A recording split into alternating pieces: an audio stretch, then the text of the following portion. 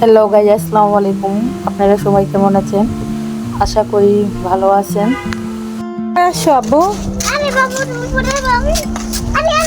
আমি অনেক বায়না করতেছিল, আম্মু নদীর পাড়ে যাব, নদীর পাড়ে যাব, তাই ওকে নিয়ে নদীর পাড়ে ঘুরতে আসলাম।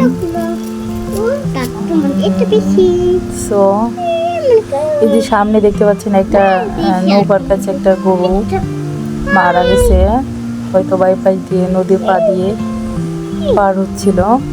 এই যে গরুটা, হ্যাঁ এই যে আমি জুম করে দেখার চেষ্টা করছি।